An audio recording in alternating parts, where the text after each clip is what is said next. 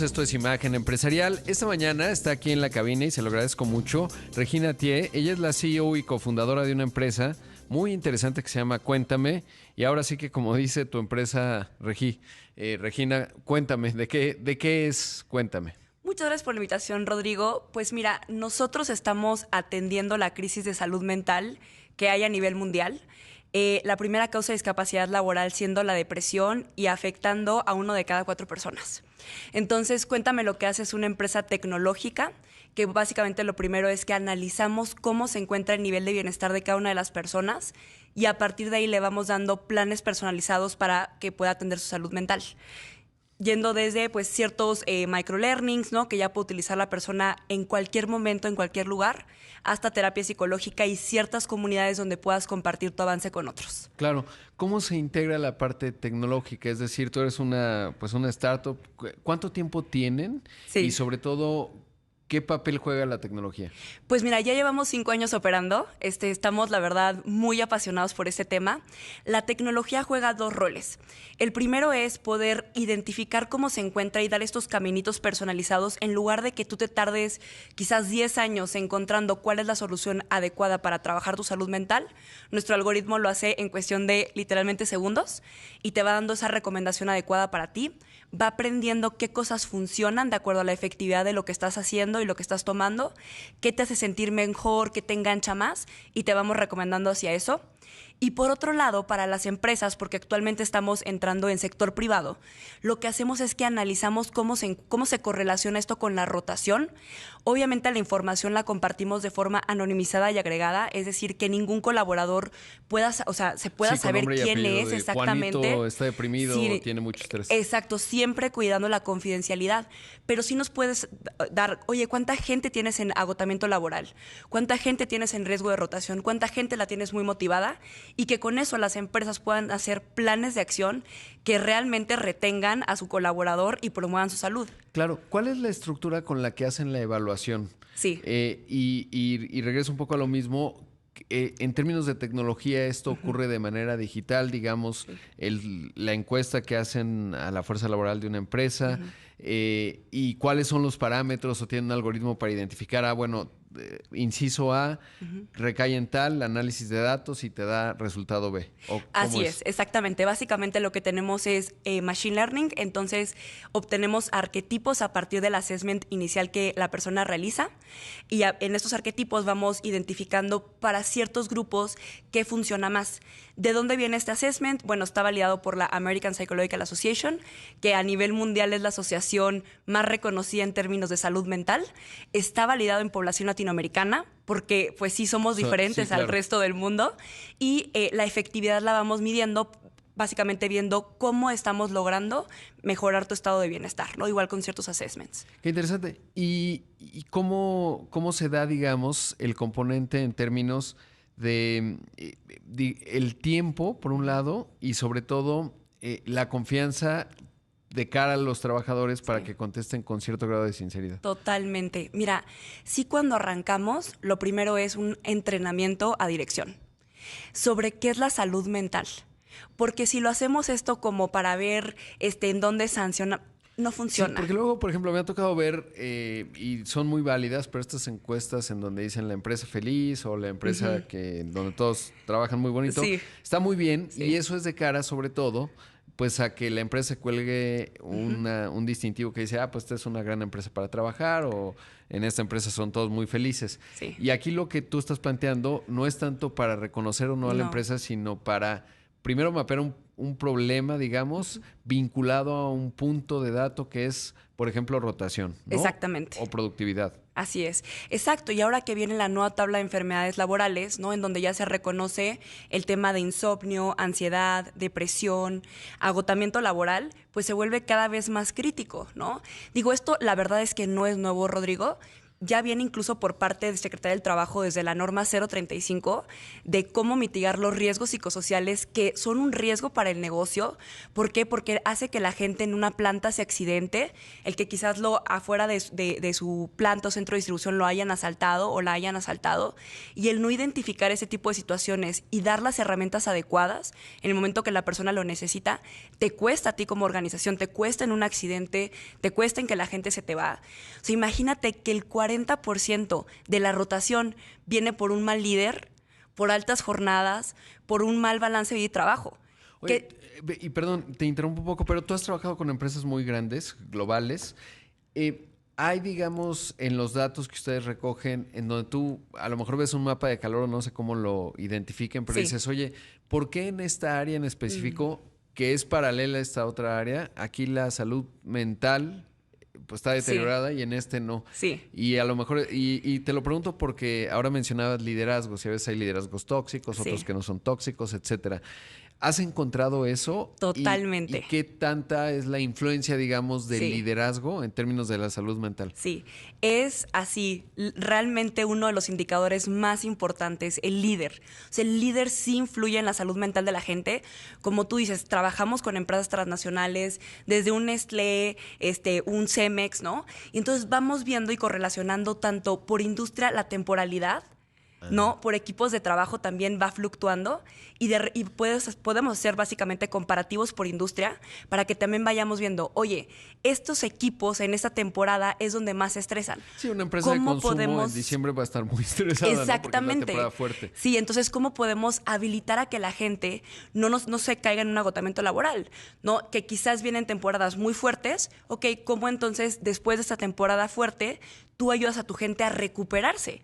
¿No? Literalmente es como si fueras a hacer ejercicio, que sí puedes entrenar para un maratón, corres el maratón y cómo entonces te recuperas de ese maratón. ¿Qué tanto influye la cultura? Porque mencionabas dos grandes que tienen obviamente una buena cultura laboral, son esfuerzos globales, además tienen mucha visibilidad, pero ¿qué tanto influye la cultura que se busca? Cuando yo me meto, por ejemplo, a Cemex, le dice, pues que todos nuestros asociados le llaman empleados o componentes o stakeholders, digamos, sientan la misión de la sostenibilidad, pero además que todos seamos felices, que no haya acoso, etcétera, cosas así. ¿Qué tanto esa parte realmente permea la organización porque está puesto o cuáles son las claves de la implantación que ustedes pueden mapear a través de los datos que van recogiendo? Fíjate que es clave, o sea, porque sí se nota cuando, como tú dices, ¿no? Está ahí puesto quizás en un reporte de sostenibilidad y cuando se vive. ¿Y cómo lo notas? Lo notas porque en los indicadores la gente, va viendo grados de mejora. O sea, nosotros sí hemos visto a lo largo de 3, 4 años cómo va mejorando el nivel de bienestar de la gente y lo vamos traqueando. ¿Y depende de qué depende? ¿De que el liderazgo asuma la misión? ¿De que esté planteada en normas y haya mecanismos de resolución? Mira, la verdad es que influyen muchas cosas. O sea, sí desde que el liderazgo crea en esto y lo ve impulsado, los middle managers juegan un rol indispensable. Literalmente ellos son los que se encargan de que las cosas sucedan. Entonces, si tú tienes un middle manager que sabe gestionar sus emociones, ¿no? Que sabe cómo llevar a su equipo de trabajo, entonces tu gente va a tener esa cultura. La cultura sí depende mucho del middle manager. ¿Y han conectado ustedes en la otra parte? Porque si quieres tener buenos middle managers, pues contrátalos, ¿no? O sea, el típico que es lugar común ya decirlo, pero decían, si tú quieres que el barista en Starbucks sonría, pues contrata gente que sonría, ¿no? ¿Ya han conectado esa parte? O sea, lo que ustedes hacen con respecto a la parte de RH para decir, es un buen middle manager. ¿Cuáles son las características o no? ¿O se hace adentro de la cultura? O sea, tú dices, se va haciendo adentro de la cultura, pero también, como tú dices, desde que tú reclutas, tienes que ver qué realmente embone con tu cultura laboral. No, o sea, quizás dependiendo de cada industria vaya siendo diferente. Pero hay una característica transversal del middle manager, independientemente de lo que haga. Sí, bueno, flexibilidad, ¿no? Realmente el que pueda afrontar los desafíos, que pueda en este entorno altamente cambiante, que pueda adaptarse y que al momento de adaptarse no entonces sancione a su equipo, sino más bien cómo los inspiras a seguir adelante y a conectar con el propósito de la empresa. Qué interesante. Debo hacer un corte, Regina, pero es súper fascinante lo que estás contando porque ¿qué tanto el middle manager estresado transmite el estrés hacia abajo o habrá quien lo absorbe, ¿no? No lo sé, pero ahorita nos contestas. Esto es Imagen Empresarial. Esta mañana está aquí en el estudio Regina Thié. Ella es la CEO y cofundadora de esta empresa, pues ya 6 años. Cuéntame.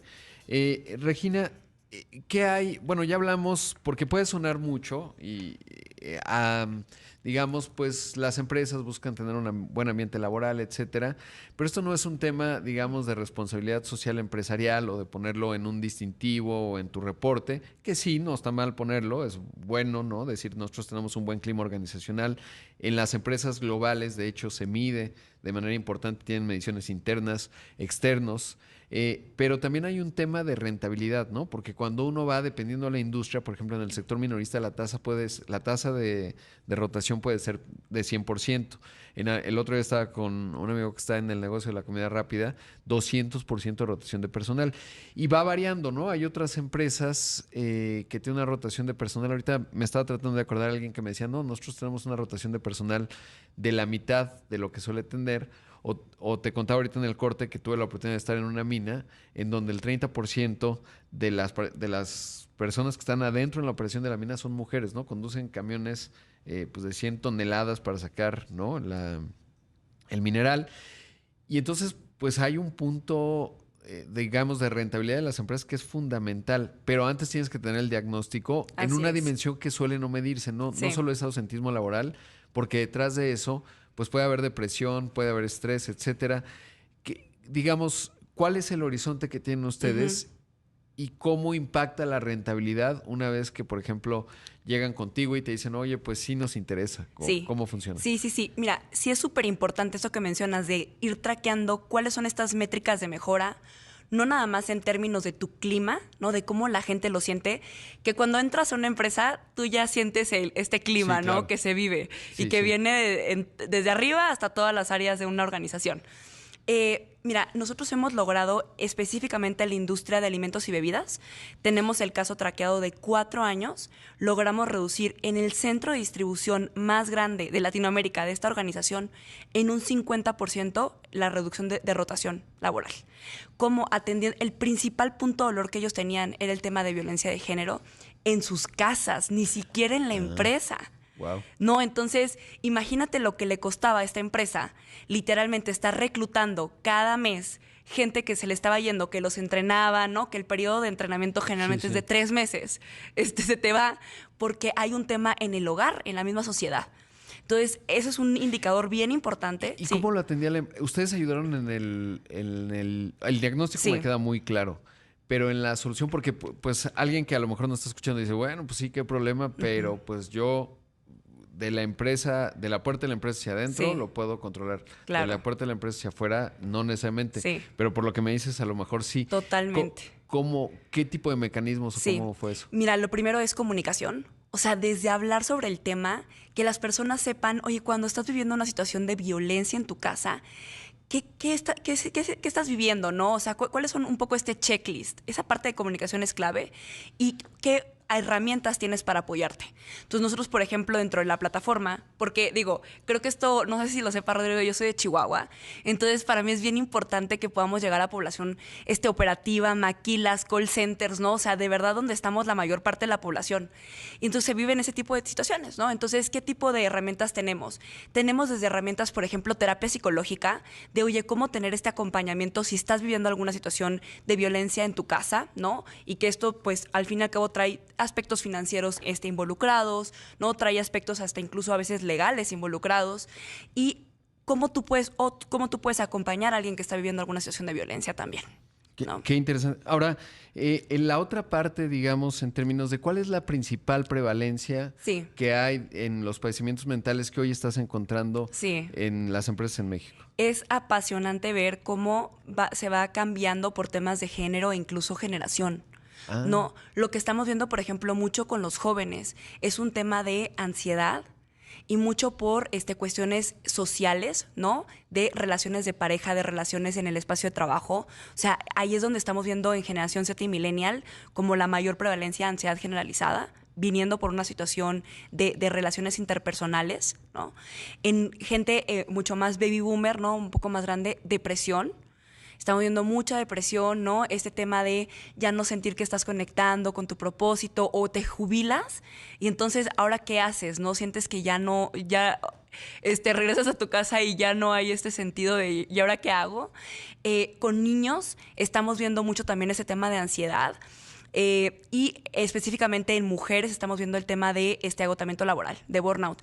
En mujeres de 30 a 40 años, que ahí es donde generalmente más rotan de las empresas porque pues están decidiendo tener quizás pues una vida familiar, ¿no? Oye, y por otro lado, digamos, el ritmo de productividad y la dinámica que hoy demandan las empresas, Sí.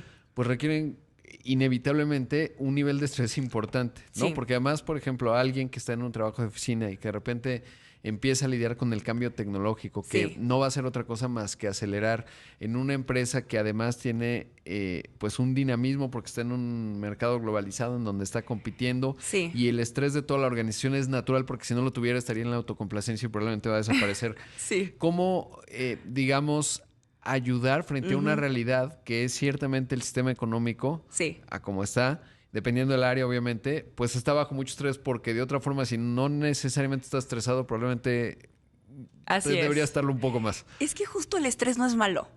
El estrés te activa, hace que entonces vayas ¿no? A lograr el objetivo. Cuando te afecta a tu cuerpo y a tu mente es cuando es algo crónico. Llevas 6 meses en el mismo estado, no te has tomado ni unas vacaciones, no has descansado, tu cuerpo no se ha podido recuperar y ahí es donde tienes una afectación a la salud. Entonces, el ayudar, o sea, aquí no estamos buscando ese tema de hay que cuidar al colaborador desde un aspecto paternalista y entonces no, es cómo educamos para que la misma persona se haga responsable de su salud y entonces sepa en qué momentos, oye, tengo que descansar. Porque me decís algo bien interesante del corte, ¿no? Al final esto se refleja en ausentismo laboral. Porque Sí. si, digamos, si no se toman vacaciones, pues entonces se va a notar o porque te enfermas Sí. o porque sientes que te enfermas y ya no vas a ir a trabajar. Entonces sí es Exacto. bueno tener la prescripción, digamos, usted lo que requiere son vacaciones, ¿no? Literalmente, sí. Oye, hasta en uno de los indicadores de las empresas con las que trabajamos, logramos aumentar en un 5% el uso de vacaciones. Y dices, ay, wow. ¿en qué? Pues sí, porque la verdad es que el mexicano casi no se toma las vacaciones Sí. y entonces no tiene ese periodo de descanso. Y tiene que ver con la cultura, porque probablemente en la cultura de una Claro. organización pues está mal visto, ¿no? Oye, este Sí. se fue de vacaciones, ¿cómo es posible si tenemos mucho que trabajar? Oye, brevemente, Regina, ya hablamos de la parte, digamos, de lo que llevas, pero es muy impresionante el hecho de que apenas es una empresa de 6 años y que tú eres una emprendedora, además muy joven, y poniendo modelos de machine learning, etcétera. Sí. ¿Qué le dirías a los emprendedores que nos están escuchando? Y sobre todo, ¿qué ha sido para ti? Porque además, Sí. pues siendo francos, ahora que hablamos de equidad de género, no hay tantas mujeres que emprendan. Sí. Tú eres es un gran ejemplo, me parece, para el resto del país que hoy nos escucha. ¿Cuál es tu mensaje, digamos, Sí. a la hora de acometer el emprendimiento y sobre todo, pues Sí. como mujer y mujer joven? Mira, creo que lo primero es escucha, ¿no? Entonces es bien importante el no casarnos con la solución como emprendedores, sino del problema, ¿no? Entonces hay que estar escuchando en este entorno tan cambiante qué sí está funcionando y qué no, ¿no? Porque de repente ya quieres seguir haciendo lo mismo y las cosas cambian. Entonces eso será lo primero. Lo segundo es sigue, continúa. O sea, esta frase de sigue nadando de Nemo, Ajá. o sea, ha sido algo que para Exacto. mí ha sido bien importante. Es tu himno, sigue Es el nadando, ¿no? sigue nadando, aprendiendo también a descansar, Claro. ¿no? Que de repente los emprendedores estamos ahí, pues igual que tú, sábado y domingo, ¿no? Dándole con todo. Hay que aprender a descansar también y crea una red que te permita seguir adelante, ¿no? Oye, ¿y cómo materializar? Porque cuando alguien emprende dice, no, pues está lejanísimo que una Cemex, Nestlé, empresas Sí. grandes que ya es tu caso, me abran la puerta. Sí. ¿Cómo fue ese primer paso? Estar en donde ellos están. ¿Dónde Bien. está el tomador de decisión? Y entonces hay que estar ahí, quitarse la pena, llegar, acercártele, tener tu pitch, elevator pitch de 50 segundos, muy claro de cómo les vas a ayudar a reducir costos, aumentar productividad, lo que haga tu producto, para que entonces a ellos les haga sentido y te abran una puerta. Llegar siempre muy preparado. Qué importante lo que mencionas. Pues Regina, te felicito, enhorabuena. Pues seguramente volveremos a hablar porque pues, tiene muchas dimensiones, ¿no? Ahora hablamos poco de la parte tecnológica, que es muy importante en lo que tú haces, porque obviamente tiene, y me parece un caso extraordinario en términos en donde juntas la tecnología que tiene que ver con inteligencia artificial, que es un tema que evidentemente me parece transformacional en el momento actual, junto con una parte cualitativa, digamos, de los sentimientos. Sí. Y entonces no son excluyentes, ¿no? Porque a veces se piensa, oye, la tecnología pues no le importan los humanos, no tiene parte de emocionalidad. Sí. Y al contrario, se convierte en una herramienta Totalmente. de análisis que te permite diagnosticar en una escala más acelerada. Sí. Y atender justamente una dimensión emocional en las empresas que tiene un costo de productividad muy concreto y una tasa de retorno muy específica, Así ¿no? es. Y entonces son dos mundos que convergen. Entonces hay mucho que hablar, se nos acabó el tiempo, pero bueno, pues ya habrá oportunidad. Muchas gracias, Rodrigo. Gracias por estar aquí. Pues ahí escuchamos a Regina Tie, ella es la cofundadora y CEO de Cuéntame. Pues ya la escuchaba usted, realmente sin duda interesante.